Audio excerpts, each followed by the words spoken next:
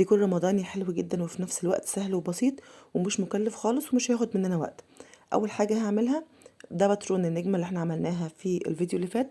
هنجيبه كده وهنعمل شوية نجوم كده على ورق الفوم او بواقي الفوم اللي عندك. يعني مش هنرمي اي فوم خالص، هناخد بواقي الفوم وهنرسم عليها نجوم الالوان اللي انتوا تحبوها.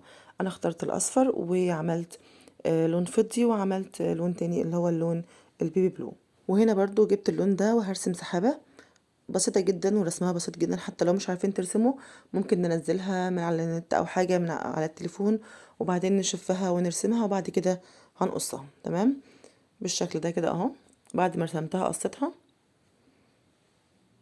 ورسمت هلال وقصيته. طبعا انا رسمت معاكم هلال قبل كده بطبق صغير او اي حاجه مدوره. وهنرسمها بكل بساطه. طبعا انا نوعت هنا في الاحجام بتاعه النجوم زي ما وضحت في الفيديو اللي فات، ممكن ترجعوا للفيديو اللي فات وهتشوفوا الطريقه بالتفصيل. بعد كده جبت عصيان بتاعه الشيش طاووق وهلزق الاشكال اللي عندي دي كلها. لزقت الهلال وهلزق النجوم وكل الاشكال اللي انا عملتها هلزقها بالطريقه دي. تمام كده انا خلصت كل الاشكال اللي عندي. على فكره انتوا ممكن تضيفوا اي شكل انتوا حابينه. بعد كده هجيب برطمان. انا جبت برطمان صغير، ممكن اي حجم انتوا حابينه برضو. انتوا برطمان كبير تمام مفيش اي مشكله. وهجيب جزء كده من الفوم بدوران البرطمان من تحت بالشكل ده كده اهو، وهلزقه طبعا اللون اللي انتوا تحبوه. لزقته بالطريقه دي كده.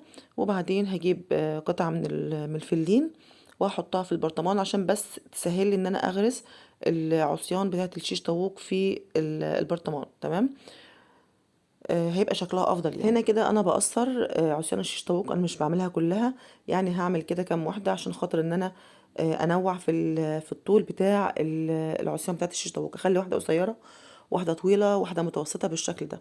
وعندي اضاءه، هجيب الاضاءه برضو هستخدمها. بعد كده هحط العصيان بتاعه الشيش طاووق في الفلينه بالشكل ده. وطبعا زي ما قلت لكم هننوع وهنظبط كده الاحجام حسب الطول بتاع العصيان بتاعه الشيش طاووق. تمام بعد كده زي ما قلت لكم الاضاءه هستخدمها، هحطها كده جوه البرطمان هتدي شكل حلو قوي. بعد كده هجيب برضو شويه فايبر لو عندك فايبر. تمام هحط كده شويه فايبر جوه البرطمان هتداري معانا الاضاءه وهتدي منظر حلو قوي في الضلمه. تمام بالشكل ده كده. هحاول بقى ان انا اظبط الاشكال بتاعتي اللي عندي. واخر حاجه عندي التزيين. هنزين حرف البرطمان بالشكل ده حسب المتواجد عندك. عندك شريط ستان هنلفه على البرطمان بالشكل ده وهنعمل فيونكة وخلاص وتمام. لو ما فيش عندك ممكن تعمليها بخيط خيش. لو ما فيش عندك برضو خيط خيش ممكن تعمليها باي خيط صوف. لو برضو ما فيش عندك اي حاجة من دي هتسيبيها كده عادي وشكلها برضو ظريف. وانا جيت في نهاية الستان كده عملتها بالمقص على شكل 7 وعملتها بالولاعة عشان ما تنسلش معايا. ده شكل الديكور بتاعي مع شوية اضاءة شكلها حلو جدا. يا رب يكون الفكرة عجبكم. لو عجبكم لايك وشير واشوفكم على خير وكل سنة وانتم طيبين.